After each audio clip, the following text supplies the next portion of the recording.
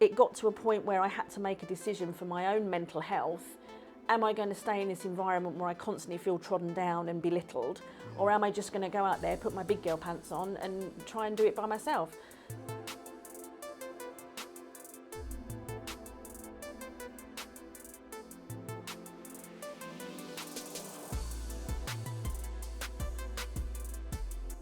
Hi everyone, welcome to the Next Level Finance Podcast, Series 2, Episode 4. And we've got a special guest today. We're going to have Julie Ford, GB property commentator, get that right, and 30 years of experience of property. So if you love property and you want to hear about an entrepreneur's life, you want to watch the Next Level Finance Podcast, Series 2, Episode 4. I get it, it's a tongue twister, right.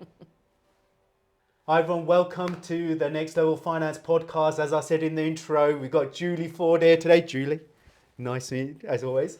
And she is going to give us a huge amount of insight, as always, around her journey and hopefully inspire many other entrepreneurs to make the journey and understand what's involved. And this is the difference maker. Julie, thank you for coming down. And Thank you for inviting me.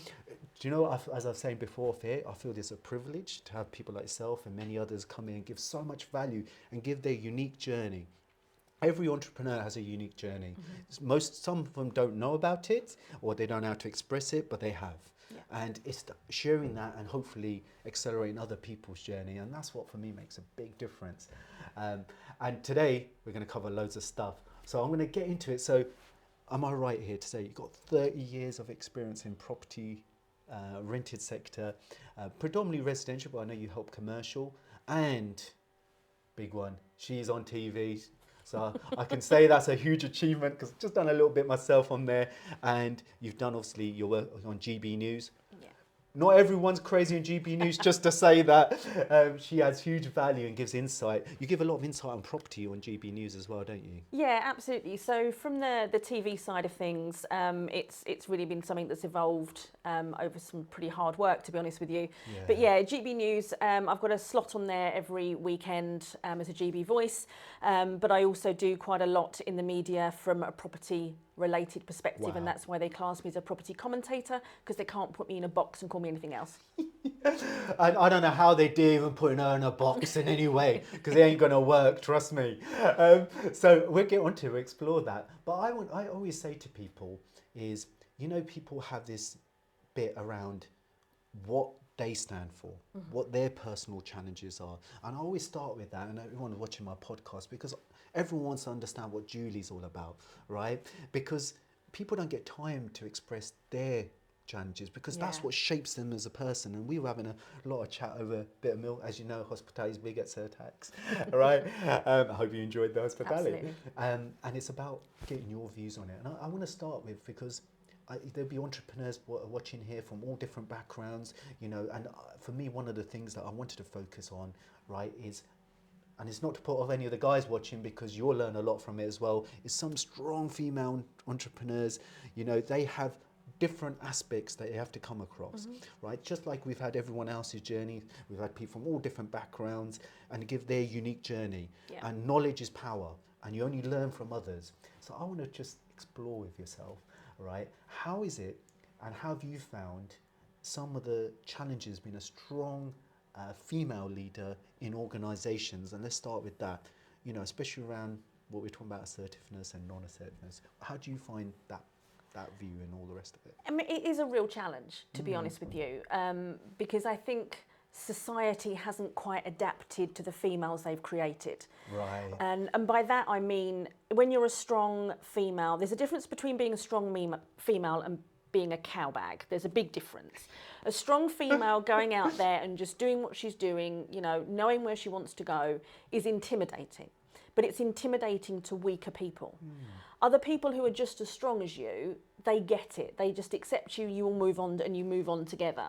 But the ones that are slightly weaker, maybe not so self-assured, they find it intimidating, they find it overwhelming, and again, probably don't quite know what to do with you. So I've found, as a female, what I've really struggled with is being in a job where I have a manager or a line manager who then doesn't know how to deal with me. Right. And that's the biggest challenge, because it's not that I'm unmanageable, It's just that if you don't have the skills to manage me, I'm going to be unmanageable. So I don't conform to the usual kind of corporate stay in your lane, don't deviate from your lane. I don't do that. And I think that's been one of the biggest challenges I've had in the industry so far. I'll unpack that, because I think what happens generally, whether you're female, male, Asian, young, old, and everything in between, entrepreneurs are always hard to manage. And it's how does the person who's providing that guidance understand their strengths and areas they need to develop and be able to communicate that, which is a challenge constantly. Do you feel people haven't got that skill set to be able to always do that, and you probably come across that? Or is it due to other reasons or combination of reasons? I think it's a combination of reasons, but ultimately the inability to manage a strong person, whether they're male or female, comes down to managerial skills, which can be taught. And I think a lot of industries, they don't see the value in training. Wow. So you'll see people be promoted to manager because they've been great at this job here. They're promoted to manager, then can't manage all these personalities, and the wheels fall off. So if there was more investment into training, and training at line manager level and above, I think you'd see more stronger people progress, and that can only be good for the economy anyway, especially in property, because you need strong personalities. Of course. Because a lot of the times the clients you're dealing with are strong personalities, so you can't be beaten down by those people. You need to be able to hold your ground. I think you raise a huge point, and I think people conflate a lot of times aspects, right? They get, from their backgrounds or whatever, I feel sometimes, rightly or wrongly, rely on that, but don't also realise the person hasn't got the skill set to manage them. And that, and I think when we look at managers or people further down the thing, we just naturally assume they know everything. Yeah. And know how to communicate, but it's a constant work in progress. It is, absolutely. And that's one of the things that I always found quite challenging. There'd be a manager above me trying to manage me and tell me how to do something because the company's always done it like this for the last 40 years. Whereas I can see a more streamlined, efficient way of doing it. And I'm just told to, just keep quiet. We've been doing it like this for years. We don't want to streamline and save money. So that's challenging because you've got somebody who comes with their ways of doing things. They haven't been taught how to manage, and they're still got a workload. And that I don't agree with. I don't think managers should have their own workload within the business. Their workload should be the managerial aspects. They should be the overseers to help everybody do the job they're supposed to be doing, rather than managers having their own caseloads as well as managing people. I don't think that's the way forward in business. I think whether you're running your own business or working part of a machine for other people, I totally agree. But that's also knowledge, understanding how do you get the best out of people, right? Instead of them having to do the technical role. And I think it comes down to security or insecurity, because they feel if I'm not doing a role, I might get made redundant. And the cycle now is if you're working big corporates, anyone's watching corporates, they have some of them down to 6-month cycles, a year, so you're constant on edge. There's no relax that we're trying to look at the longer term vision, because that's what you need, that calmness. I think you're absolutely right. I think people struggle. How did you go from working part of a big cog, obviously like yourself, I found that a bit of a challenge, and hence why we become entrepreneurs. How did you make that, I guess, transition from working part of a cog, which up and down, but got huge knowledge, and then become an entrepreneur? How did you do that move between the two? To be honest with you, it was something that happened for me rather than an actual decision that I had to make. And that was because I got to a point where I realised I was unemployable. And by that I mean the jobs that I was going for were more senior in management, and now I'm sort of speaking directly to CEOs and reporting to the higher end of the business. And again, I'm coming with all these ideas how we can do it better, and realising these CEOs don't have half the knowledge I've got. Wow. So they're now feeling inferior to me. Wow. This is not making a good working environment. So it got to a point where I had to make a decision for my own mental health. Am I going to stay in this environment where I constantly feel trodden down and belittled?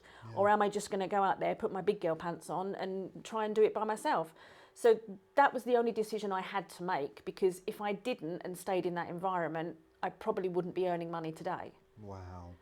I think it's quite profound what you've just said, because I find that with a lot of entrepreneurs and in my own journey, that specific point, what you said, is the point where they have to decide, am I going to take more of this rubbish, I'm going to say politically correct the word, or am I going to have the guts to go and stand and believe in myself?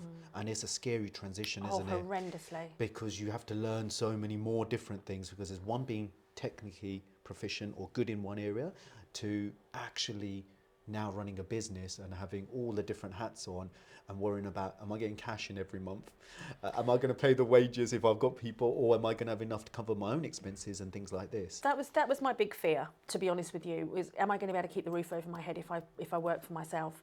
Because you're literally starting from scratch and you don't have that security of a wage popping in your bank account, poof, every month, there we go, there's the money. You've literally got to start from scratch. You've got to build those relationships. You've got to convince people that they should invest their time and money in you, and they may not know you. You may be a complete stranger. So you're literally starting with nothing, and you've got to build this up. And I think for anyone to take that step, even if they then decide a year later that it's not for them and they go back into the employed sector, they've got to feel proud of themselves for taking that step, because it is such a big step, and it's the scariest thing I've ever done. I guess is a question that a lot of people always ask me, and I try to give a bit of advice and knowledge on this, and it's different for different people. How long did it take to make it cover your expenses for your thing? Was it 1, 2 years, 1 month? I mean, I went self-employed in COVID. Wow. As you do. That was a great idea. Not my brightest moment. So that was really hard because there was no other businesses that were open to do business with. So it probably took me, in fairness, probably about 3 or 4 years to really sort of get sort of to a point where we're like, okay, we don't have to worry about not feeding the cat today because, you know, we haven't got enough money. So yeah, it probably took a good 3 or 4 years to get to that point of where, okay, we can just move forward now. How did you know, when you moved over, did you have a bit of savings to cover yourself and also support of someone else to help you? Because obviously you still got bills to pay and all the rest of it. How did you survive in those years? To be perfectly honest with you, I had to go on to benefits. So I had to go on to universal credit. And a lot of people frown on universal credit and DWP, and to be perfectly honest with you, it doesn't work for everybody. But when you approach them as self-employed, it's actually a lot of support out there. So they put me on training programs, they put me on a mentorship, which gave me a business mentor to help me write business plans and things like that. And you don't believe that's out there, you don't think that's out there from DWP. So actually, even though I was on benefits, which is a really small income, so it does strive you to, you know, move forward and get a better income because nobody can live on that. But also the support that they gave me directly from DWP to help get the business going. I probably wouldn't be where I am this far progressed if it hadn't been that support, because I wouldn't have known where to look for business development plans and all the other things I had to think of. Getting an accountant, didn't think about that. And then he was like, have you got an accountant? I was like, oh no. Can you do tax returns? Oh no. So then, you know, all of those things. So it was really helpful to have that support from the government at that point. If you went back and when you're starting, because obviously putting COVID, because that's hopefully a once in a lifetime event, hopefully. What would you do differently? Because I'm sure there's entrepreneurs watching and they were like, I'm thinking of going from employment world to entrepreneur world. What would you, if you could give them advice, what would they do beforehand to make it not as tough, that transition? Oh my goodness, have a plan. Have a plan. Just don't wake up on a Monday morning and go, that's it, I'm going out on my own. No, it's not the way forward. Have a plan, and I would say have a 6-month plan. So you've got 6 months worth of savings behind you. Your family are prepared for what being self-employed is going to look like. That includes the staying up till 2 o'clock in the morning, trying to get some email sent out that they've just sent you at the last minute, your phone going off every minute of the night day. Family holidays are disturbed by, you know, being self-employed, until you get to that point where you can start setting boundaries to your clients. You know, these are my working hours. Outside of this, not a chance. But in the beginning, you can't have that because you've got to be accessible. But I would say having a plan. 6 months is enough. If you want a longer plan than that, fantastic. But being able to know securely you can pay the rent and bills for the next 6 months, that would have been a lifesaver for me.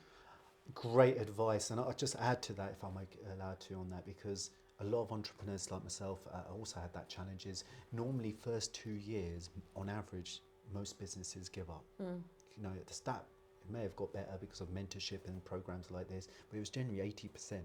And by 10 years, believe it or not, 96%. So you're one of the few once you've done the couple of years. And I think when Julie's talking about the 6 months emergency fund, right, is it will be different depending on how much revenue you got, right? So she's thinking 6 months fully if I don't get no revenue. In reality, what will happen is that 6 months will become 2 years worth, even if you struggle, because the income starts increasing, so the gap gets less, and it's eating, and then you'll see that moment where this is more than the, and it goes, by the way, it goes in peaks and troughs. As you get longer thing, you can have ups and downs. Absolutely. And I think we'll talk about how she's innovated herself and obviously changed as you go, because you've got to adapt. And I think those are important skills for any entrepreneur, to adapt to the environment as it's changing. Absolutely, and I think that's key. You have to understand as an entrepreneur that no matter what industry you are in, that industry is an ever-moving beast, and you have to be able to adapt to that at a moment's notice. You know, a lot of people in COVID didn't have those adaptation skills, and I think that's why a lot of people were in dire straits. But if you are able to monetize something that comes out of something bad, which I actually ended up doing, which I know we're going to talk about further down the line, which is the rent arrears support. That was actually developed out of COVID. Wow. And it probably wouldn't have developed if it hadn't been for COVID. So again, it's about being able to adapt what you can do and monetize what's there in the moment, even if that only lasts 6 months, 18 months, and then you've got to adapt and change again. Perfectly put. You can see she's done a bit of TV work, right? Absolutely smashed it. I love that explanation. That's fantastic. We're going to talk about business challenges. I know we've been touching on business challenges because we talk about Julie as a person and some of the challenges she's faced. But when you have a business, right, I think everyone, depending on their background, what they had, has different challenges. And one of the ones that you mentioned, and I'm sure there's entrepreneurs watching this, I'm sure Anya's paying attention to this as well, being a female entrepreneur, right? That has different challenges. Whether we like it or we don't, it does, right? And I want you to just give insight of the ones that you've felt that have been quite big for you, because I know people will be watching this, right? And they will be, find so much inspiration from learning from yours to realize it's normal to have challenges. It's the way you deal with them. So what were the challenges and how did you deal with them? Because you said being a female in business has different aspects. Can you give us a bit of insight on that? Absolutely. I mean, the first thing I found was being taken seriously as a female in my industry. Now, there are females in property, I'm not the only one, but we are certainly a minority in the property industry. It's still a male-dominated arena, which is perfectly fine. It's not about us needing to take over the world. We don't need to do that. But it's about understanding where we fit in that arena. And for me, coming into it as an entrepreneur, that was really quite a scary place to be, because everybody I'm trying to pitch myself to is a male. Right. Now, as a female, I'm not saying all, automatically want to get into your feminine when you're with a masculine, because that's the natural place to be. Yeah. But in property, you need to be in your masculine and feminine at the same time to get yourself across and be accepted, be taken seriously. So it's really hard to be in a position where, and not all men, again, I'm not trying to tar everyone with the same brush, but generally there's an age group of men that see women as a certain type, and that's kind of like, the 1950s housewife, that's what you should be, and you're not really in a place in industry, that's not where you belong. And there's still that mentality out there, and it's a mentality that's still hard for us to work with. Eventually, you can break them down and convince them you're good at what you're going to do, but it's a lot harder than if they were taking exactly the same from a man. Got it. Men are seen differently than women, because we are different. We bring different skills, we bring different mindsets and approaches. But I think it's still very hard for us to break down those barriers, social barriers that have been in place for hundreds of years. Those still haven't really been diluted out of society. I think well put. And it's interesting, we have different people from such different demographics, and they tell me their challenges. And when I soak those in, I'm just like, wow, we've got so many different type of challenges that people have to overcome, and the successful people find a way to overcome those. And I don't think people realize that's a celebration moment, because when you realize how to position it and you change the mindset, and you're going to take the rough with the smooth, because there will be certain people who will never buy from you. Absolutely. Not because how good you are, because of other reasons, like you mentioned. Those people you just got to discard and be able to evaluate quickly and focus on the people that are worth it. It is, and that needs to, for me, that was a light bulb moment, really. Wow. When did you get that in the journey? So I got that probably maybe about a year and a half ago. Wow. So quite recent. And I was working as a contractor for a large organisation, and I put an idea forward of how we could increase the revenue by 67%. Wow. Put a whole business plan together, put it forward. And it kind of like, yeah, thanks very much. And then 6-8 months later, I got a male friend of mine to do exactly the same. He literally took my work verbatim and put it through. And they said, oh my God, this is a brilliant idea. Why didn't we think of this? So I immediately knew it was me that was the problem. It was the female that was the problem. So as soon as I realised, actually, it isn't Julie Ford that is the problem is with them and their mentality. That was kind of my light bulb moment, and it didn't matter anymore. Got it. How, if you had the chance to do that again, is there a different way you would have put it? Yeah, absolutely. I'd have got a bloke to pitch it for me. I'm telling you, I think this is the bit around, like there's different levels of assertiveness we were talking about. Because I have this where I've just read something recently, and it's quite is where they were saying that, and I'm focused on the lady aspect, there was Asian ladies applying for jobs and they're not getting them, and when they change their name, and still was it a lady, they suddenly got interviews. Absolutely. Which quite shocking in 2024 as we're recording this is still happening. But I think I look at it slightly differently. And the reason being is, in my head, I've always tried to find solutions to problems. Mm-hmm. As you rightly said, the problem is with those people. Then if you can't position yourself, provided you're providing good value and you're trying to explain and work with them and adapt, and they're still not willing to listen. And I had this conversation with my older sister, I'll mention her. She mentions some of the challenges she faces is being an accountant, working for a large organisation. She's done really well, raised 4 children, massive, loads of stuff. But she finds it a challenge for different aspects. I said, you can only explain and educate to people so much. Mm-hmm. Then you have to make a decision. If that organisation is mentally and physically affecting you, you've got to move on. Because if you can't, they're not going to be willing to listen. They're not willing to take that on board. You can't physically change yourself. You can't, but it's also about understanding which battles to pick. Absolutely. And that's important because, sometimes as entrepreneurs, we feel we have to break down every wall that's put in front of us. And actually, we don't. We only need to break down the walls that are actually going to have something worth it on the other side. Yeah. Those are the important walls. And with this particular situation, it was more to prove a point that I thought, it's because I'm female.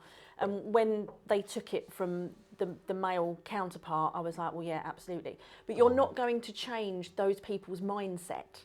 You're not, because that's something that has been in their lives for a long, long time, an older generation that has that way of thinking.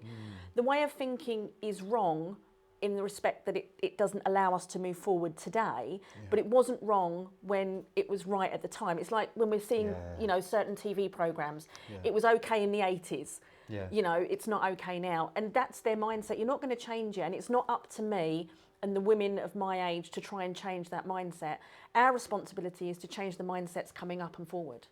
Great way of looking at it is finding solutions to the problems, right? Absolutely. I think another thing that you mentioned, and I know a lot of people suffer this, and obviously lady entrepreneurs as well, you mentioned imposter syndrome and even the drive over to today to the podcast. And I was quite taken back by what you said here. Can you just mention what you meant by that? Yeah, so on the drive over here, I was actually in the car saying to myself, I don't know if I've got enough knowledge to do this podcast with Z. I don't know if I know enough. I'm just going to jump in there. Sure, more than that. But anyway, sorry. But I think imposter syndrome is a really it's a much bigger thing than we probably talk about, because it's also embarrassing to talk about, to say that you don't think you're good enough. Even though I've been working as an entrepreneur and working for myself for a few years now, I still don't think I'm good enough. And I still get those days where a client will contact me for a new case, and I'll be reading through the case going, I don't know, and I start questioning myself, am I good enough for this? Or if I'm going to give a presentation and maybe I've never given that presentation before, oh my God, what if somebody asks me a question I don't know the answer to? Once I'm up there, I'm fine, and it all flows and it's fine. But just having those moments where I just genuinely don't think I'm good enough. Now, whether that is, more of a female thing than it is a male thing, I don't know, because it isn't really something I've discussed with my male counterparts. But it's certainly something, when I'm speaking to other females in the industry, they feel the same. So it's certainly something that's within the female entrepreneur psyche. I think it's in all entrepreneurs. I've been fortunate, as I said, humble enough to speak to different people, and you'd be surprised. I've spoke to people, been on TV, done everything under the sun, and they still got, and that surprises me. I'm like, you got all this knowledge. I think that's actually a positive skill and a positive attribute, because what happens is when you've got that, or you feel that I've got to keep on improving, you get better and better. Because you can go two ways. One way, you can stop you taking a thing, and people say, you could have said, do you know what, see, I'm sick, I can't be making it. And I've had people done that because they've let it get to them. Yeah. Or you have that pep talk, everyone does, it doesn't matter who you are, say, I'm good enough for this. And you have to have that with authority with yourself, because it comes across in the way you communicate. Because when you're talking to people, they look at your communication, not just what's coming out of your mouth, but your non-verbal. Are you confident? Are you feeling? Because they sense it. As humans, everyone doesn't realise we make decisions on gut as well as what we see in front of us. Absolutely. And if we get a sense that, the person's not, or they're discrediting themselves, and I do think, I find where people, especially in the early stages where they haven't structured or know how to communicate effectively and overcome objections, then they start relying on insecurities and weaknesses that they think are there when they're probably not. Yeah, but I think it's how you project yourself, isn't it? And one of the things as a trained mediator that I was taught was how to read body language, because people will say a lot more to you with their body than they ever will with their voice. Well said. And that's really important, because if you've got somebody and your first meeting with them is a fish handshake like this, you're not moving forward positively in that business meeting by any stretch of the imagination. A good strong handshake, and they've already got your confidence. You're already like, yeah, okay, let's do business. So even those tiny little things which you probably think are unimportant are vital to how you start building your relationships with people and moving that forward. And I think as an entrepreneur, we need to have those skills. And also the reset skills is, if we can see something's going wrong, just understand that silence is okay. Just take a moment. You don't have to feel the silence. Take a moment, reset yourself and go, right, what am I going to do? Am I just going to say, look, this meeting isn't going how I want it to go. Thanks very much for your time. Bye-bye. Or are you going to go, right, this meeting isn't going very well. Is there any way we can pull this back? Is there anything I can do for you? We have to make those split decisions. And I think it's important that our body language says the same. Well said. That's confidence. That takes confidence, what you've just mentioned there. Most people, and self-belief, knowing that I am adding value, I deserve to be sitting in this conversation. And never be frightened of the word no. The amount of times I've said to someone, no, I'm not doing that, or no, this isn't right for me. Because anything I do as an entrepreneur, although yes, absolutely, it's got to put money in the bank, but it's got to be right for me. Otherwise, A, I'm not going to give it my all. B, the client's not going to get what they want out of me. And, ultimately, you can't continue to just say yes to everything. No should be a really powerful word for an entrepreneur. So important. And if you had a Julie smackdown done on you, you know what I'm talking about. I think that's a positive skill, because any successful entrepreneur, whether male, female, different age demographic, ethnicity, I've noticed one of the strong attributes of success is that conviction in what they say. Yeah. And if you haven't got that conviction, please do invest time to learn that, because people are not going to take you seriously. One of the things we have is price objection and things like this. Yeah. If you can't communicate value, right? Someone said to me, and I'll just give an example, is how much does it cost to set up a company? I said, it depends on what you're doing. And they went, what do you mean? I said, sometimes it could cost tens of thousands of pounds. They went, what? To set a company up, tens of thousands of pounds? So I gave an example. I said, if your company is setting a property company, it's worth 2 million, assuming no mortgages. Right now you've got an £800,000 problem that you didn't know about, called inheritance tax.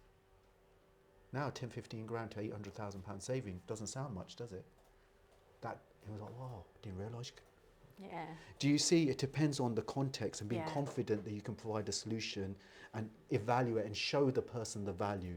Normally I find most people are not price sensitive, they're value sensitive. They don't know what value, what you're going to create. And Absolutely. if you can't communicate that or a way they can understand, A, they may be not the right person, B, you need to invest in a bit of learning to be able to communicate that. I agree with that absolutely, because when I'm working with clients, a lot of my clients come to me in chaos or distress. So, nobody ever comes to me and says, I've won the lottery, what would you like me to do with it? Don't get those ones, unfortunately. I'd like them. If anyone's got a winning lottery ticket they want me to advise on. But realistically, my clients come to me in distress and chaos, and at that point, they usually don't have a lot of finance available for advice or guidance or whatever I need to do for them. So when I'm telling them what my prices are, the first thing they do is recoil and go, oh my God, I can't afford that. Okay, but can you afford not to have me? Is the point. Because at the moment you've managed to get yourself in this much trouble, how much more trouble are you going to get yourself in without me? Yeah. So then we start breaking it down of how much is it going to cost if this goes wrong? How much is it going to cost you if this goes wrong? How much have you been quoted by a solicitor? All of this, don't forget solicitors will eke it out because, they're fee earners at the end of the day. Yep. That's not a lie. Can you afford not to work with me? But then I will also work with them and go, okay, do you want me to break it down? Can we do like a payment plan? Can we, work together? Should we do it on work literally bit by bit? I'll invoice you as we go along. So I'll work with my clients, but it's making them understand why they came to me in the first place. They came to me to fix a problem. Now they're going to have to pay for me to fix that problem. It's like if you want to build a patio, anyone can build a patio. You can watch on YouTube and you can buy a book, but then you've got to buy all the tools that go with it. So now you've just spent £2,000 on tools, whereas you could have paid John down the road 500 quid to build it, and he brings all his tools with him. I would add to that, it's a really good analogy that you've done, but also the knowledge experience of building that patio, right? And the time. Exactly. You've got to factor all of that in. And when you factor that all in, you're not becoming a specialist building the patio, right? Exactly, but that's what I'm saying to my landlords, or other clients that I'm working with. They're coming to me, and yes, it's taking me 10 minutes to do that job, but that's 10 minutes of 30 years. It would take them 30 years to get to that 10 minutes. So, they've got to understand what they're buying into. I think I did a post recently, I don't know when people are watching this, around convenience and specialism. I think it was just very recent. And I was trying to explain to people, convenience is a short-term measure in the longer term, right? Yes, it may hit a few things, but in the longer term, it's going to cause you challenges, especially in certain, and property is definitely one of those industries. It requires specialist aspects in all different facets. Just having a run-of-mill ain't going to cover it. No. And I think that's the mind shift. Hi everyone, sorry to interrupt the podcast. Hope you're getting a huge amount of value from this. Just going to be quick, 2 seconds. First of all, to let you know, in the comments below, we have got links to free business guides that can help you on your entrepreneur journey. They include exclusive footage from Sky TV episodes that I've done and a whole load of other content in there. Whether you're a growing business, property investor, property developer, or if you want to love the fun of SaaS pensions. Please do look at those. And if you still want more help, get in touch. The contact details are below. I'm going to move over to a very important question now, in the sense how I got to know Julie, right? Is the St. Albans property meet. Yes. And if you haven't watched the videos on those, we do a few. We're always humbled to be invited along and try to cover the event, which is always great, and it's on our patch, so we're always big fans of it. How long have you been doing the St. Albans property meet? 14 years. Wow. 14 years. 14 long years. Wow. That's amazing. And I guess some of the things that people don't realise, when people is the amount of time involvement to go into it. What's the challenge you found running a property meet? Just sharing it, because everyone seems to think they can do one. but in reality they can't. Yeah, I mean, that is the thing. Everybody thinks that they'd love to run a property networking event or a networking event in some way, shape or form. And I get a lot of people that come to the St Albans event saying, oh, I'm going to start one in my own area. Fine, knock yourself out. You know, this world is big enough for all of us to have a property networking event, that's fine. But you've got to understand how much work goes into it. First of all, you've got to find the right venue. That's key, because you've got to think about all the other things that go with that. Is there going to be food, drink? Is that going to cost? Parking, that's important. How close are you to public transport? Hugely important. When does that public transport stop running? All of those things come into just before you've even got people there. Then how are you going to structure it? Are you going to have speakers? Is there going to be like a formal agenda?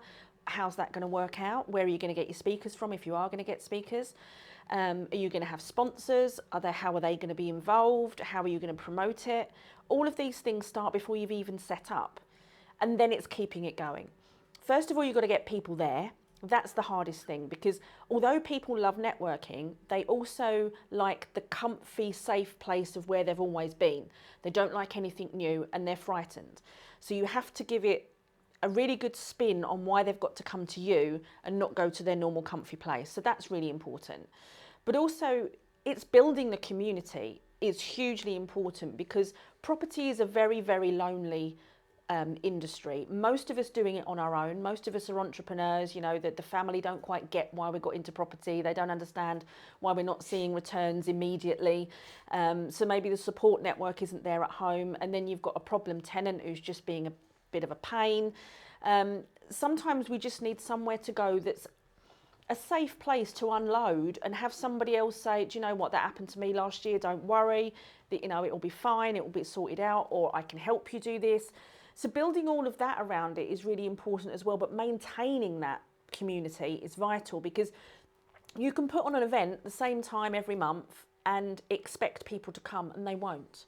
They won't, because you haven't reminded them, you haven't put it in their diary, you haven't drip fed into them since the last month they attended. All through the month you have to keep doing something, and the videos that Z does for us is priceless in that, because it gives so much more value than what I could do just walking around taking videos on my phone, because as a host, I'm there hosting, I have to make sure everyone's speaking to everyone, there's no one sort of left out on the sidelines who can't quite get into a conversation.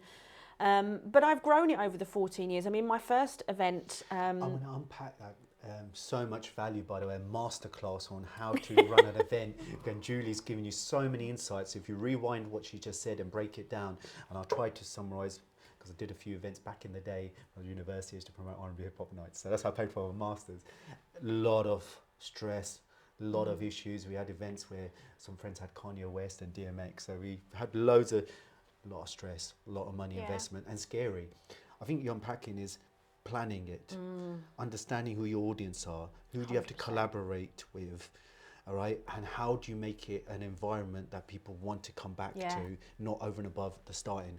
And I think that leads us nicely onto successes, because a lot of the stuff in the podcast we're covering is some of the challenges, but also talking about the celebration of success, because we don't shout enough about all these, because naturally, especially in the UK, we're a bit reserved generally across the piece. We don't talk about, I've done this great, because we don't look at it, but we have to think about this to inspire others. Yeah, absolutely. And I think the St Albans property meet, you mentioned 14 years. You've evolved it now, one of your successes. Yeah, absolutely. What did you do to evolve and move with the times?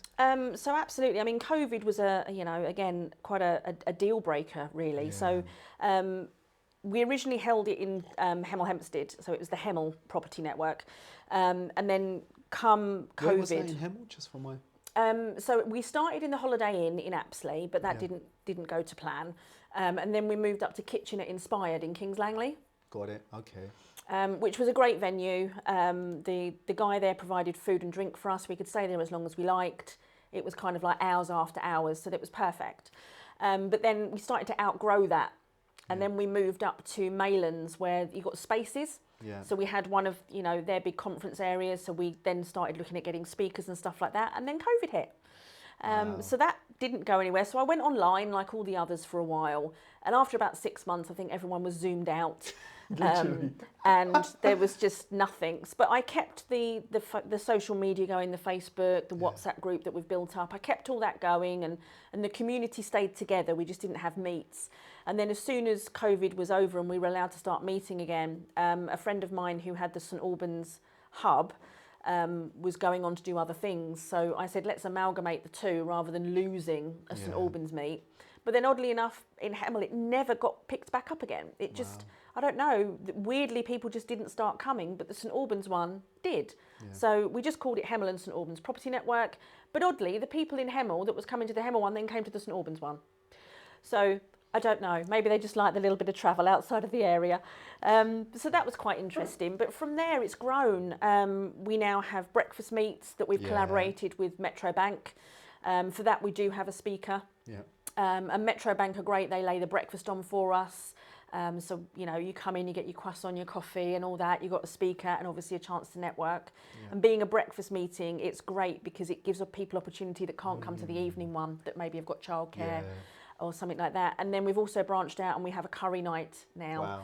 And that's run by another host, Richard, because I can't be everywhere at once. Of course. But again, we've set up WhatsApp groups for that. So the support is constantly there. And the advice and support in the WhatsApp group is really helpful because we've got over 300 people in the WhatsApp group. And the knowledge in that group is phenomenal, but also the reasoning and rationale. Because sometimes when you think it's only your problem in your head and you get it out and then you have other people's reasoning to it, oh, actually it's not as bad as I thought it was. Yeah. Other people's solutions and everything like that. Really, everyone that is on that WhatsApp group has said that it's worth its weight in gold, really. I love you said that because I've tried to post a few things on the group as well, trying to help, because what I've realised is just because you know certain aspects and, you know, ours is quite a relevant skill set to it, doesn't mean that a lot of people actually know what's going on, and trying to share that knowledge, and especially, you know, we do a post on social media, so I try to share that, and I know you sort of advocate that and you help other people do. Knowledge is then helps build the community and knowledge. But I think that the basis of that, which is why I started the network group 14 years ago, was because lots of people were starting property networking events which were part of another franchise, so like PIN, for example, or PPN. And that was all to do with also selling the training that they were providing, which is fine. There's a place for that. But after someone had bought their property and invested and then taught how to buy the next property, there was nobody there to sort of make them be a good landlord or help them be a good landlord. It was just, you know, build the portfolio. So that's why I started it in the beginning. It was to be able to help people. I think I wanted to improve the private rented sector one landlord at a time. And I thought the way I can do this is with a property networking event that's purely focused on knowledge, education and peer-to-peer support. And it just kind of grew from there, really. Wow. And also, I talked about adapting. You've also got Craig, which we've had obviously on the videos and things, and you introduced him a couple of years ago. What was the thinking behind that? And obviously, it's a big change in the sense having someone else as well as a focal point. How have you manage that, because a lot of entrepreneurs don't realise sometimes collaborating and partnerships can be quite huge? I've always been an advocate of working smarter, not harder. So for me, getting Craig on board was a bit of a no-brainer. It was getting to the point where running the network myself was hard work. It was too much, as well as managing my day-to-day job, so to speak. And Craig brings different attributes to the event. I suppose I'm more the strategic behind the scenes, making sure it all runs smoothly. Craig brings the people. He's such a people person. He will talk to anybody. He'll make them feel welcome. He manages to go to anywhere and literally anywhere in the UK, and then I'll find he's invited someone to the event and they arrive, and then we've got more people. So his social skills are invaluable when it comes to the event, and he does a lot more in that respect, where I'm doing behind the scenes and just making sure it all runs smoothly. To have Craig out the front there and really promoting it the way he does was a no-brainer for me. And the two of us, although we have very different skill sets, they complement each other perfectly to make that event what it is. Amazing. And it's funny you say that, because I've met him, I just met him a few places, but the focal point was at Baker Street. And he was like, oh, the train is playing up and all the rest of it. And I was like, I think it was him and another gentleman, Roger. I was like, why don't you just jump and I'll drop you off? And they were like, what? And so we ended up with Alfie in the car. We dropped him. I took the old baby seats in the boot because they were still in the back. And he was like, because we also got 2 little ones. And that's how we ended up having a long chat. And I was like, do you know what? I'll come because it's on my local patch. I wanted to really go. And it is quite tough for us that point because it's right at the start of the month, which is our busiest part. So I tried to make all the work, especially in the busy VAT quarters, and then try and make time for that because you've got to invest time. Yeah. And I think one bit people don't realise, and hopefully they find insight, what Julie's insight, where Julie's been putting it, is invest time. It doesn't happen overnight. No. You don't get a return or whatever. And if you think about how you help others, and I go on about this on posts and things, naturally people will come to you. Of course. But it does take time, and you do need to build good relationships where you are helping people and not just being fake about it. And I see that a lot of times when people come and say, "Zia, are you for real?" I've had that a few times, and I'm like, yeah, because if I don't get along with the person and I don't agree with their values, I won't work with them, because you've got to be honest to have that conversation. Absolutely. But if you can see their vision, you can help them, right? Whether you get something or not, that relationship is invaluable. Yeah. And I don't think people think like that as much, and I think that's the reason why I think you've been successful. You do invest in relationships, and Craig do, and you try to make that journey good for people. Yeah, absolutely. And I think that's what people have to understand about networking as a whole. I see every month we have newbies come to the event that haven't been to us before, and we find out they've also never networked before. So our event is also the first networking event they've ever been to. So because of that, and because Craig and I can't be everywhere at once, I mean, we average about 100 attendees a month, so that's not easy for us to float around. So I've also introduced ambassadors. So the ambassadors are in the room. We have 3 or 4 of them. They're in the room to help people that are new to understand how to network, help them gate crash conversations, because sometimes that's not easy. It's not human nature to just barge into someone's conversation. It's rude. So our ambassadors help them do that, help them introduce to the right people in the room, but also help them understand that when you're networking, don't expect to be doing business with someone by the end of the night. You've got to attend regularly, maybe put 6 or 8 months into attending the same network event to build relationships with the right people, because they've got to learn to trust you. It's like when you get those private messages on social media, I'm a so-and-so, will you sell me your house? No, I don't know you from Adam. No. And it's the same in networking. You've got to learn to do you like them?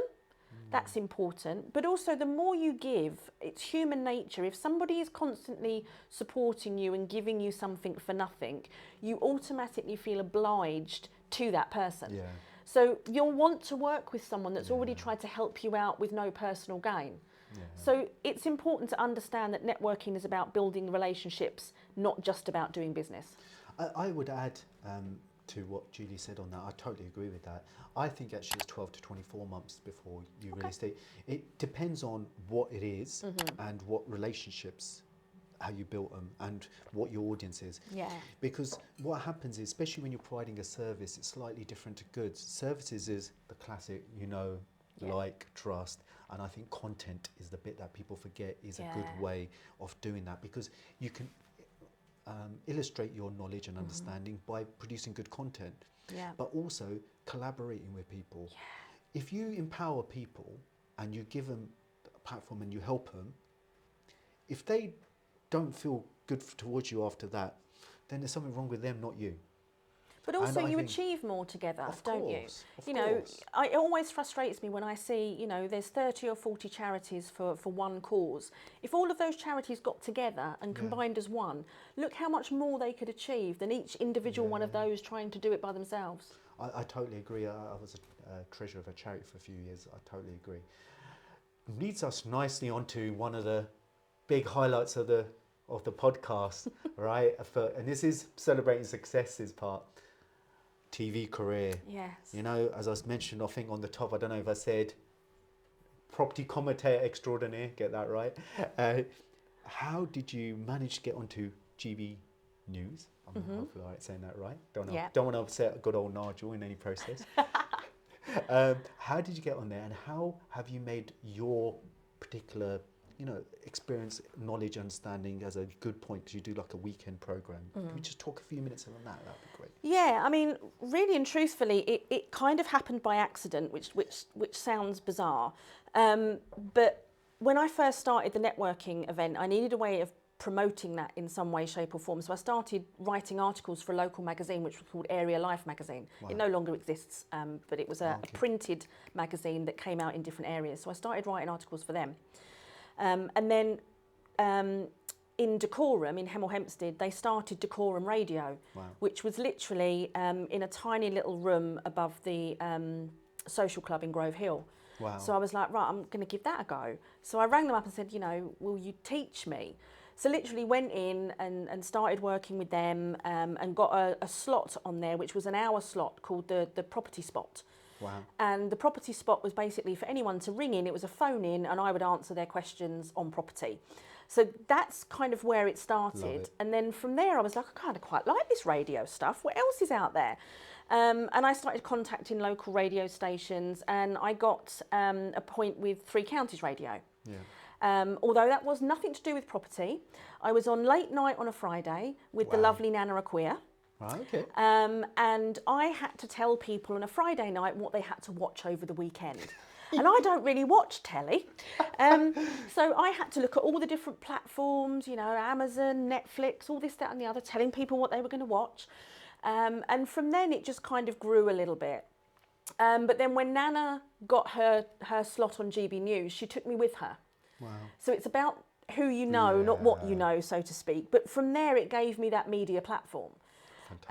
So they obviously have me on there quite regularly as a property commentator. But from there, it gives you access to the most important people, and that's the producers. So the people that are actually there, the face of the TV programmes, aren't necessarily the ones that make the decisions. It's the people behind the scenes, the researchers, the producers. So I started literally dedicating one day a week, which is Media Monday for me, literally contacting every producer and researcher of every TV programme I wanted to be on and showcasing my expertise. There's now an actual section on my website, which is just media, with all of my media outlets on there, so every interview I've ever done. Wow. And reaching out and just doing that. Unpacking that, you'll give us a link, we'll put that in when we post all this out. The reason being is you can then go and have a look at all of this, because one of the things, and I wanted to jump in there, is that you had one with someone quite well known, Martin Lewis. Don't know about his tax advice, but he's quite good on the financials. He's got a lot of knowledge, and I think he helps a lot of the communities. And I see some of the stuff, and I have clients who come, I've heard this Martin Lewis, and a lot of times it's quite relevant and it's bang on, because he's got a passion for this. And you did a podcast with him as well? I did. That on the That web? is, that's on my media link. That was, again, it was just part of my Media Monday. Martin had actually posted on social media that he was putting together this Not the Martin Lewis podcast. And it was about renters, and if renters had any questions, put them in, and he was going to have a panel of experts. I'm like, I need to be on that panel. Wow. So I, first of all, tried to, how on earth do you get hold of Martin Lewis? That man's not an easy man to pick up the phone and ring. So I went on his website, couldn't find a producer, went on LinkedIn, couldn't find a producer. I'm like, come on, someone must know him. So I was like, I'm just going to have to go through the normal channels. So I rang his publicist. His publicist said, I don't think we're the people. So I rang his agent, and his agent went, I don't think we're the people. However, send me an email and I'll try and get it to the right people. About 3 days later, I got an email back from his producer. Got it. And the producer said, yeah, absolutely. We've only got one expert at the moment, so we need another expert. So I was like, great, fantastic. So down to BBC Studios I went for the day of recording. And got the recording with Martin Lewis, and it was a really great experience to be in the studio. We recorded that for Radio 5. Wow. So that was really good, and there's been just to blow a trend. That's big, by the way. and just things like that have sort of been continuous. I've done Jeremy Vine on Radio 2. Again, that was an ad hoc. He was talking about renting, so I just literally rang into the studio and went, I'm a property expert, can you get me on? It's all about just putting yourself in that space, because the producers don't have the time to find you. They need you to just go, I am here, I can solve your problem. Wow. So that's the most important thing. But it's also, again, keeping that drip feed momentum. So every Monday I'll go back to the people I've already email them again. So I'm just following up. Do you need me? It's tedious and it's soul destroying at times, because nobody ever gets back to you. But then in the middle of the night, you'll get a text message, oh, can you do 5 a.m. on Radio 4 or something? You know, yeah, I can do 5 a.m. on Radio 4. So it pays off, but it is hard work. And I haven't done that with any PR budget or an agent or anything like that. It's just been pure hard work. I think this leads us nicely onto the other point, is one of the self-doubts that you were talking about, and that, see how you overcame. And by the way, good tips that she's given you if you want to make a big PR exercise for yourself. Absolutely. That's how you do it. The strategy is amazing. Is one of the things you self-doubted when we were touching earlier was being accepted by your peer group in property. Yeah. And you know, obviously you can hear her transformation and her understanding because of the confidence and the value you've added. You know you're an expert. You know you're adding value. But when did that moment click in, or for you in the mindset, say, yeah, I am an expert. I am right to be here. When I started contacting people and they went, oh yeah, I know about you. Oh, Wow. I know you. Yeah. That was like, oh, do you? Is that good or bad? You know, oh, why do you know me? And you immediately think, oh my goodness, is that for a bad reason? But no, it's because, you know, I spoke to somebody the other day that there was something that I need to do for a client, and I know that I'm not capable of doing it because it's outside of my wheelhouse. Yeah. So I was looking for somebody else that could do that. Got in touch with this guy and he said, oh yeah, I know you. I follow you on LinkedIn. I was like, oh, do you? Oh. But I think really the big time for me realising that I had been accepted was when I started to be asked to be judges on some of the industry awards, so like the HMO awards, Property Investor Award, those sort of things. Amazing. That's when I thought, yeah, actually, I'm really being recognised here because people value my opinion to judge other people. Not that I want to judge other people, but to actually be put in a position to say I'm going to have an influence on how somebody else is perceived. That to me was probably the moment I realised, yeah, I have been accepted by my peers here. I think that's an amazing story, by the way. You can see that journey, what Julie's talking about, and it's sort of in your mind, isn't it? There's a lot of it's in your mind. Of course it is. You make it all up as you go along. And it's that willingness to get out of the comfort zone and go for it, and have people say no and just take it on the chin, and be thick-skinned about it and go again and again and again. But it's about knowing your value, and I think that's probably the most important thing that people forget. They put a value on their services, they put a value on all of this, but they forget their own, what they're worth. Yeah. And I am worth an awful lot to different people in different ways, whether that's in your personal relationship or your business relationship. Yeah. And I think it's one of those things, if you've got an imbalance in either personal or business, the other side isn't going to be as balanced. You've hit the nail on the head. I'll go on about that balance, work-life balance they call it, and whatever they want to, so many different things, so important. And by the way, no one gets it right all the time. No. You can't get it wrong. Absolutely. You just need to know, yeah, I've got this thing, keep on going, and try to have good people around you. It needs rightly onto, you know, your approach, and I always raise this with people, the approach of every entrepreneur is different. Because, you know, I remember meeting myself at the St. Albans property meet. I was like, wow, met Julie. And you know, no, because I like people to know where I am with people. Yeah. Right. I think we get people just saying what they think is right to say, rather than what is their values, in a respectful way. Yeah. But what they stand for, and I prefer that, and I've consumed that, because at that time I'm thinking, and like everybody, what are their values? What do they stand for? Do they stand for similar stuff to me? Is there certain things I can actually collaborate with them? Because we're no one ever, even if you know someone, even if it's your twin brother or twin sister, right? They're not going to be 100% like you. No, it's just not going to happen. And it's trying to get that. So how do you, using obviously, I know you've done St. Albans property meet quite a long time. How do you build those relationships? Some insights for people. I think the most important thing about building a relationship is understanding it's not about you. It's actually about the other person. Give them the opportunity to tell you about them, rather than you going in and going, oh, I'm Julie Ford, I'm this, I do that, I do that. And then 10 minutes later, oh, what do you do? What was your name? That's no good. You need to turn it around. It needs to be about them if you want to build a relationship with somebody, because then they understand that you're invested in understanding and getting to know them, whether that's going to be on a personal basis or whether that's going to be in business. And certainly at the networking event, that's vital, because if I spent the first 5 minutes talking to somebody about me who's just never networked before in their life, and I still don't know why they're there, where they've come from and what their name is, I'm not being a very good host. So I think when you're meeting anybody for the first time, think about it from a host perspective.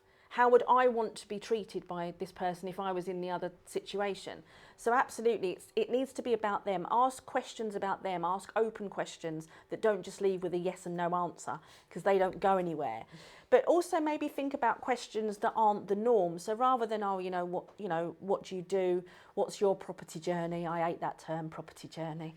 No other career has got that. No one turns around and goes, what's your finance journey? What was your tax journey? No one asks you that. I've been asked everything under the sun, so I'm probably not the good one to ask. But rather than asking those questions, ask the same question but in a different way. So what do you do in property? Or what are you looking for in property? So you're automatically telling that person that you're interested in what they're about, rather than just, why are they here and where have they come from? You need to make sure you're interested in that person. That breaks down barriers. I totally agree. I do everything unorthodox anyway, as everyone tells me. I talk about the things you're not supposed to talk about, religion, politics. I'm open book. If you ask me a question, I'll try doing my best. You may not agree with my answer, but I'm being honest, right? I think that reads nicely, because I think we talked about how you established yourself on TV and done all that stuff. So huge value, so much. Well, it's just mind blowing, some of the stuff. So you're getting insight how to do your journey on property world, right, in different parts, and understanding what that means. Yeah. I think that's the key thing. What I think Julie's trying to communicate is there's different part of that journey in sense, and they require different conversation, right? There's not one conversation for any, because when you start, you've got different issues, different challenges, different outcomes. When you're in a year, 2 years, depending on what property strategy you're doing, it evolves. So it's always key to know where are they in that part, and then be specific around that part. Yeah. That's the way I try doing it. It's always in time tells. Exactly. I think this stuff around the property world that and I think I know this is going to be big, is Julie's got so much expertise. So we're going to spend a few minutes, and if you're watching this is huge more value from Julie, because she's telling you what is happening in the property world as we speak, and we're recording this in August 2024. I mentioned the date because you may watch in the future, but it's ideas how to evaluate that we're going to get to. We were talking about property education. Yes, we were talking about property education. You got quite strong views, and this is what do you find right and wrong about the property education world? Because, and I know there's a long list, right? So let's do the top one things on each side, or key things. What's wrong with the property world? Let me start with that. Education world. The main thing that's wrong with property education is the lack of regulation. And I mean by that is anybody can be a property educator and charge somebody 20, 30 grand for education that they've never actually been through. Wow. So, I work with a lot of people that have spent an awful lot of money, which personally for me would be a down payment on a property, on education that hasn't actually taught them anything. Yeah. It hasn't taught them the fundamentals, how to set up a business. All of that should be part of property education. Yeah. Understanding tax to a degree. Yeah. Just understanding the different types of tax. Not everybody knows the different types of tax. Yeah. All of those things should be part of property education. But it's also important, the compliance, which is the unsexy part of property. Let's be honest, no one's really interested in that apart from me. So, there is nobody else on this planet that I know waits for a new bill to be laid in Parliament and then gets a highlighter pens and a post-it notes out and gets overexcited with a cup of tea. But only me. But ultimately, those are the places where people fall down because they haven't. By the way, I'm going to just jump in. She's right about that. Yeah, because we had the renters reform bill. Yeah. Is that right? I got it right. Is that right? Yeah, renters' rights. That's the one we had. The renter rights. They both are. They're both the same acronym. Yeah. Renters' rights, not renters' reform. Going to get told her. She went through the whole lot. If you watch one of our St. Albans property meet, we're going through, giving a bit of overview, and she knew all the ins and outs, which most property educators or property entrepreneurs who've quite in the know weren't aware. Yeah. So you definitely went through that. I guess on that point, because I know there's so much aspects, it's having that passion for that and then communicating the passion of all these different aspects. I guess going back to property educators, you mentioned about tax, little area that I like. If you're watching, I generally think that they should be getting specialists on their programs that know the different parts. So if I'm going through a property education piece, I can talk about property strategies, right? And I'm talking about the property educators because they've done these different strategies, they learn the ins and outs. But if I start talking about planning, I can have knowledge, but I probably need a planning consultant to come in and just confirm this is the rule. If I'm talking about tax, because everyone becomes a tax advisor suddenly, I noticed this, and I'm like, ooh, and I've heard some aspects which do worry me, because what happens is I get people coming in, but they say so-and-so said this, and I said, but who does so-and-so go for advice to? And then they go quiet. I said, I've been fortunate to speak, like yourself, to millions on through TV and different platforms. We have to make sure we know what we're talking about. Absolutely. And you have to go and validate. I'm not saying I'm everything. I have a number of specialists that I speak to because it's evolving. But so when people are doing the training and educating, they should position it by getting the different expertise part of their program and giving the value. But I often find that they're not. And that's where we have the issues. And I think that's what you're touching, because they come and you're like, but that doesn't actually make sense or isn't relevant to your situation, which they should have said, go and get an independent valuation, either planning, tax, financing, accounting slightly different, the regulations of compliance, which are changing in different areas for depending on which property strategy, and councils are different as well. So there's a lot to it, not to scare people, but get a good team. Absolutely, but also from a property education point of view, you want to be getting that education from someone who's been there, done it and got the t-shirt, messed it up a couple of times, started again and got the t-shirt again, because those are the people that are going to be able to help you navigate through the ups and the downs. If you've got somebody selling you education that is going to be telling you by 3 weeks next Tuesday you're going to be a millionaire on a beach, don't spend that money with them, because it's not true.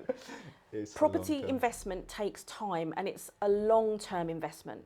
You know, yes, getting your first property and getting your first tenants in, you're going to see rent coming in, but you're also going to have to think about the outgoings that go with that and the complications that go with that. If you've got the wrong contract in place, if you haven't done a gas certificate at the right time, if you haven't protected the deposit, all of those things are key at the very start before you worry about what the knock-on effects of those are going to be.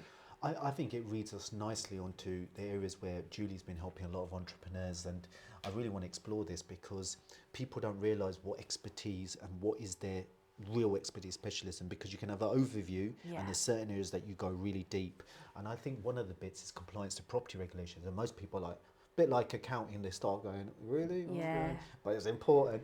And you have people like ourselves passionate about all this stuff. I think one of the bits that you talked about, and I know you're going to get a bit into it, is having the right contracts in place. And example, evictions, why it's important. Can you just explain to the audience how you've helped people on this really important area, which is going to become more important with the new Renters' Right Bill? Got it right. Yeah, absolutely. I mean, contracts are hugely important, and you know, contracts are put in place so that both parties know exactly what they're supposed to be doing, their obligations. There are certain places where you don't need a contract, because just by the person's actions you've already agreed what's going to be happening. But in property it's hugely important because it sets out someone's security of tenure. Now, what we mean by that is the rights that a tenant has to be in a property and how secure they are and protected they are when it comes to eviction.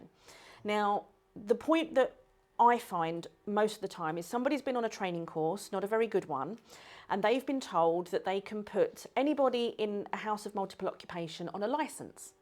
Now, a licence gives somebody much less security than an assured short hold tenancy, and you can basically evict a licensee just by giving them 4 weeks notice, thank you very much, bye, and changing the locks, peacefully. Whereas with an assured short hold tenancy, you've got to give the correct notice, time frame, go to court, get possession back. A lot of people think that because they've got licence written on a piece of paper and someone signed it, therefore it's binding. It's not. Contracts cannot supersede statute legislation. So anything that's in law, that's primary legislation, so an act, you can't supersede it just by writing it in a contract. The other thing I see quite commonly is landlords who will try and opt out of their repairing obligations and say the tenant is responsible for repairing everything in the property, the roof, the central heating, everything. Again, it's statute legislation, the repairing obligations. You can't opt out of it. On that point, a really good point, and we'll spend a bit of time on this because it's so important. It depends on what strategy you're doing with the property, because if it's residential, and depending whether it's long-term lets, short-term lets, or whether it's commercial, and who you're leasing it to, if you're doing it, because when you do a FRI, full repairs and insurance lease, that is slightly different, well, quite a bit different. Absolutely. Because the burden changes. Exactly. So it depends on your situation and getting advice, because having a normal family let, buy to let, i.e. a family moves in, or having HMOs, which are rooms, renting rooms out, or having short-term like service accommodation, furnished holiday lets, is some of the property strategies as co-living, whole list, right? And then you've got commercial, which is totally different, where the burden is all on the tenant, generally. Absolutely. So you've got to make sure you get that evaluation done, and that's where you probably help people getting that evaluation, looking at the situation and saying, this is what's going to work over here, but not going to work over here. Is that fair to say? Absolutely. That's 100% fair, because it's all, like I say, it's all about the security of the tenure. And, you know, we see a lot of people now using the rent-to-rent strategy, because they don't need as much money to get into property. And it's a much quicker way into starting to see some income come in. But I see far too many people that don't have the right contract in place for right to rent. Now, the rent to rent is actually a commercial business to business agreement. It's not a residential. And I see too many people using assured short hold tenancies as a rent to rent agreement, or company let agreements as rent to rent agreements, and they're completely the wrong one. The reason why you can't use an assured short hold tenancy is because you can only use that for an individual or a person. You can't use it for a company or an entity. And it has to be your main and principal home, so you've got to live in it. Rent to rent, you're not living in it. You're renting it out to make profit. So you're using that as a business. It's a commercial entity. I'm just going to jump into, for people who may not understand what rent to rent. Rent to rent is someone's got a house, they're the landlord. You've come along and you've now said, I'm going to take the whole house, I'm giving you some money, and then you're going to decide how you rent it out. Either rent it out again as a full, or generally as a HMO, which a lot of people do, or even service accommodation or furnished holiday lets, i.e. renting them on short-term lets, to make sure the income that you earn is more than them doing it wholesale. Normally there's two ways that I see from a tax perspective, right, is either it's a sublease, like they're doing it like a lease on, or treated like that, or it's done as a management charge or management agreement. That does change the whole tax, believe it or not. VAT becomes a big issue, and people don't even think about all of this. And we have so many, and I'm like, where's the agreements? Oh, can you not know? I'm not legal, you know, and you need to get advice on those, correctly, because that's going to affect your agreement with the landlord or the owner of the property, who you've got agreement, and you'll need separate ones with your tenants, because they're the ones, depending on what strategy you're doing. Exactly. And that's spot on, because with rent to rent, the right agreement is a lease management agreement. That's the correct document that you use between the property owner and the rent to rent operator. Now, that in itself isn't technically a commercial agreement. But when the rent to rent operator then rents on further to their tenant or their guest, that's the commercial element. So because although this is a residential property, if this isn't a commercial agreement, however, what they're going to do with the property is going to turn it into commercial, which is why this agreement has to be a lease management agreement rather than a tenancy, because you're not taking tenancy of the property. What the landlord is actually doing is transferring the legal entity of the property to the rent-to-rent operator. So they become the immediate landlord in the eyes of the law. Control. It affects tax huge, by the way, because one of the other bits that I don't know if you're aware is capital allowances. They are affected hugely, and I get so many people, I think on your event in St Albans, I had so many people asking the same question on this, and I go to them, it depends on the agreement, because there's two types of capital allowances depending on your property strategy. As we speak in August 2024, because there is a paper end of July, if you watched it, I did a post on furnished holiday lets, it's going to change. Because on the purchase, you can't claim it because you're not the owner. Also, the person who's the landlord necessarily may not be able to claim it, depending on how they've done the agreement to you. Because if it ends up being a HMO or buy to let, it doesn't qualify. Generally, there's some exceptions as well. And the second aspect is when you do the refurb. People don't think, because the refurb is different again. That's you. And how do you claim that if you claim it? And a lot of people, it's just And they don't get this advice, and they go to generalists who don't understand the intricacies, because property is hugely complex, but it can be made simple with the right people. Absolutely. Who understand where you're trying to get to. And that's where I try to understand the journey on the thing. If you're going to try getting there, what steps do we have to do? Where's the milestones? Yeah. I want to touch also on another important area that you do. And I know the podcast always runs longer than we expect, but one of the things was protecting deposits, because you've done some huge work on this, and most people don't even think about this, rightly or wrongly. Yeah. All right. How have you done it? Give us an example how you added value on this area. So since 2007, it's been a legal requirement for landlords to protect tenants' deposits if they've got an assured short hold tenancy. No other deposit, just assured short hold tenancies. Wow. A lot of landlords and letting agents, for reasons known only to them, either failed to do it or have forgotten to do it or didn't even know they had to do it. Wow. So I do deal with a lot of landlords who wasn't even aware of the legislation, which in itself is quite frightening because it's not new.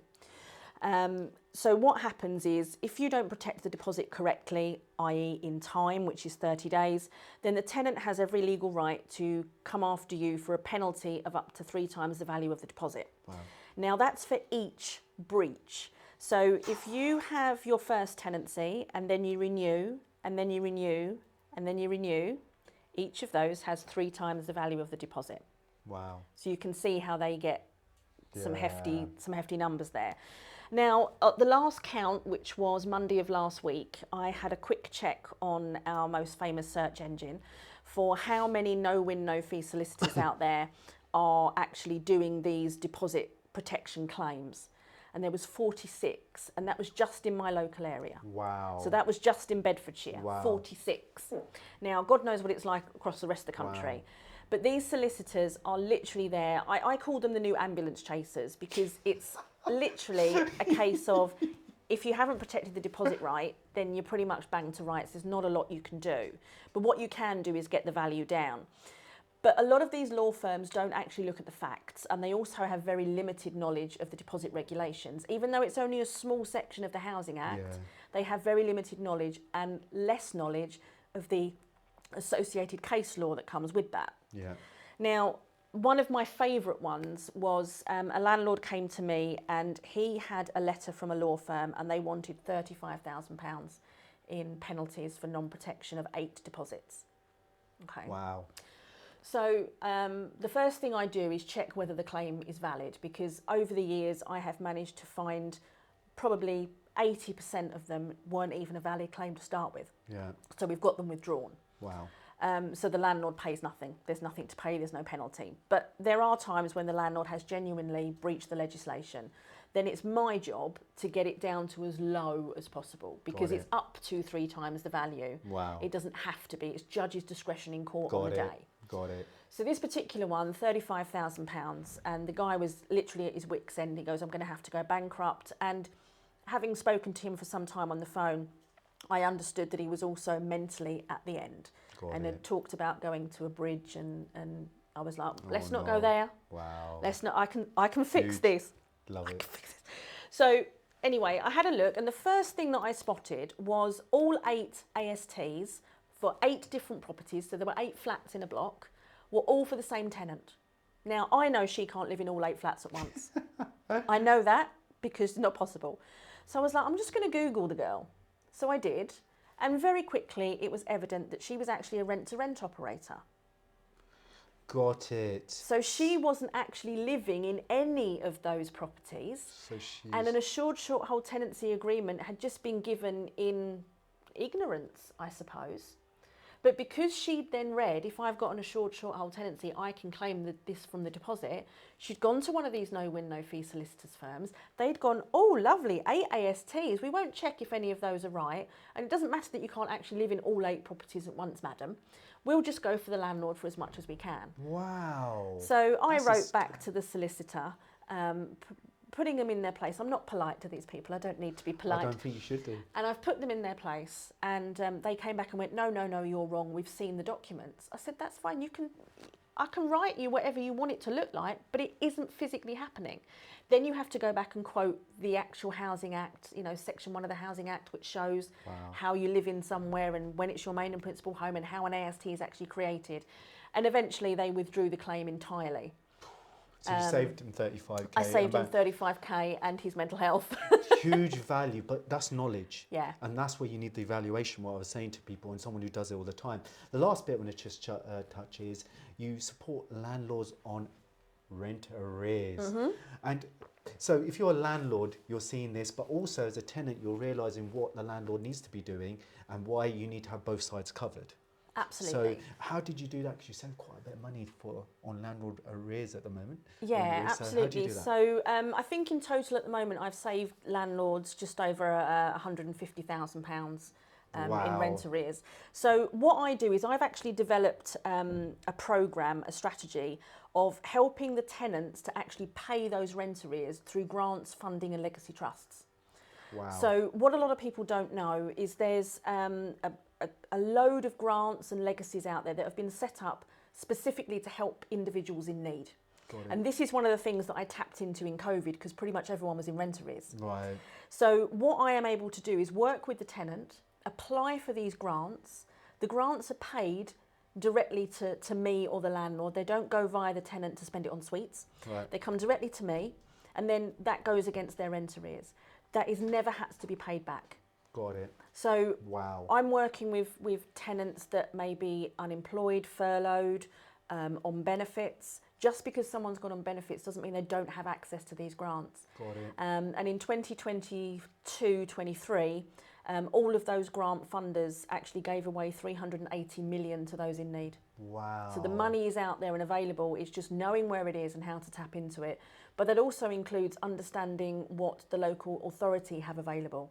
Yeah. Discretionary housing payments, homeless reduction funds, all of those that you can tap into. So the landlord's got the money in the back pocket where it should be, and tenants don't have the threat of eviction and debt hanging over their head. And everyone who I told you about value, you just heard it. Yeah, that is just huge because I don't see many people really thinking commercially about that and helping, and therefore it's a win-win for everybody, isn't it? It is, because ultimately a landlord will never want to evict a good tenant because that doesn't make good business sense. Of course. You know, if the only problem is they're not paying the rent, but other than that they get on with the neighbours, they keep the house clean, great, you wouldn't want to get rid of them.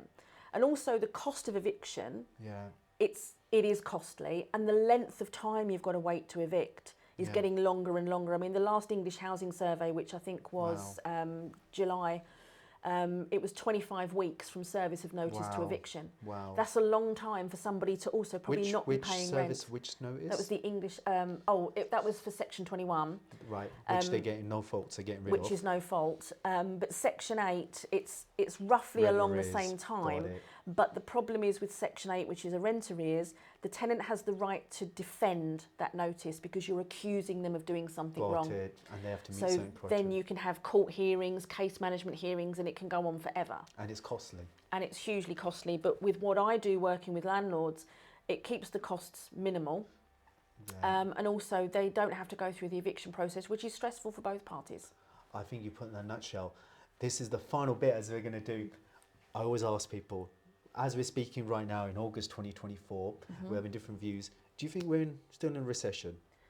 Or was there a recession? How have you felt it? Because everyone feels it differently and different parts of the country. So how Absolutely. I mean, I don't feel we're in a recession.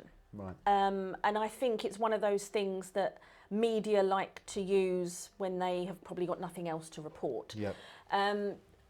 If you look at the economics of it, and that's not my area of expertise, we seem to have always been in recession. I don't think we've ever come out of it. Are you talking from 2008 onwards? Yeah, I think it seems like we've always been in it. So I don't think we've come out of it to be back in it. I think, you know, we're now, this is stable, this is us now. Yeah. So to say we're in a recession, we are, but it's continuous. So we just evolved and we adapted to it.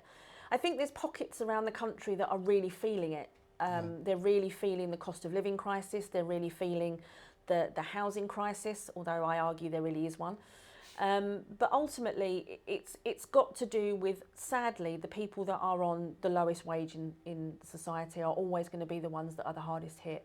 And I think that's really where the government needs to make some tool-fine adjustments to the benefit system and how it supports those people back into work. Because on paper, when they introduced universal credit in 2016, it was genius. It really was. On paper, it was amazing. In practice, not so good.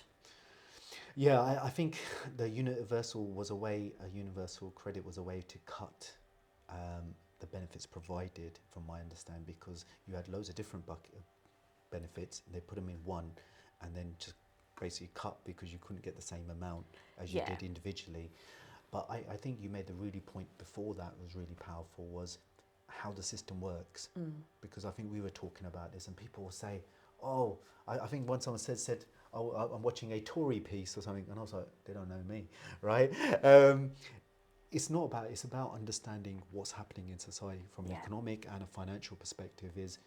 Is what they're doing, i.e. legislation and the policies of the government, how it's affecting, and as we're speaking August 24, we had a long chat about this, I think it's affecting society in all these adverse ways that we're seeing, because the average person is looking at it and saying, I'm getting pinched, right? I don't know how to get a job sometimes, or create wealth or things like that. Anyone who's doing it, let's attack them.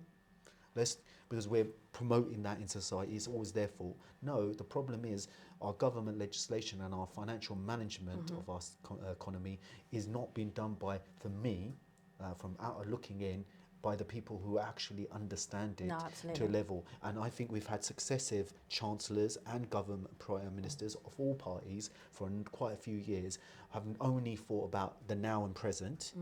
They've not thought ahead. And what's happening is we start feeling the impacts. You know, and I think I talked to you about the study on building houses. It's not landlords the problem. That's my opinion. I don't care what people say about that. That's the truth. The issue is about our supply of houses, also the government legislation that is stopping us building houses because of the bureaucracy that's there, and also how we are financing. Because they say we're going to build millions, 1.5 million houses. We're not going to do that because financially we haven't structured it correctly. If the public sector is not going to do it, and the only way they can do it is through taxes, really, or get efficiencies by cutting spending, it's the private sector. But if I don't incentivize the private sector, right, if I'm on them all the time, we're not going to build them. No. And the private sector need help. Of course. And what I mean by that is the bureaucracy's got to change. And I think I was speaking to a gentleman at, to say it was Property Meet, and the name is gone around the regulations, and he gave a really good piece about that. Mr. Cooper, it's Alistair Cooper, that's it, really knowledgeable about that. And he was saying what they're saying is not going to happen because they haven't put the infrastructure and they haven't got the people, stakeholder management, the right people involved.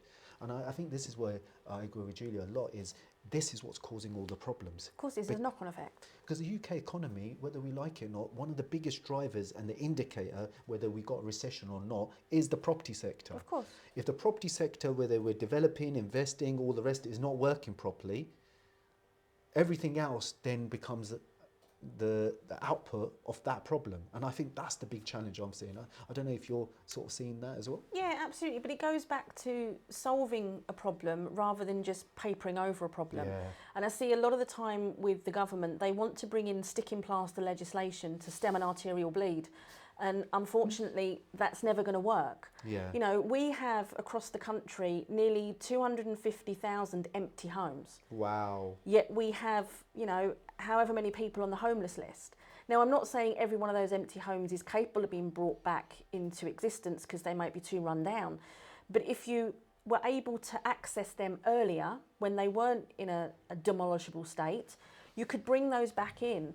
I mean, a few years ago, there was George Clark did the whole Empty Homes campaign. He did a TV series on it, and they actually had a street up north which had been, the entire street was just empty homes. They'd all been boarded up, and the council allowed people to buy them for £1, but they had to be the ones that renovated them and paid into them, and then they owned them. What if you did that across the country? I agree. I think one of the biggest things is, and this is using the old tax hat, is the incentivising of property. If I compare us to the US, where, from my understanding, in most places they are building quite a lot of houses still, and they've got people doing well, is they incentivise by something called depreciation. I'm using technical. If I spend money on the house or I buy it, I get a tax deduction on the value as it's dropping.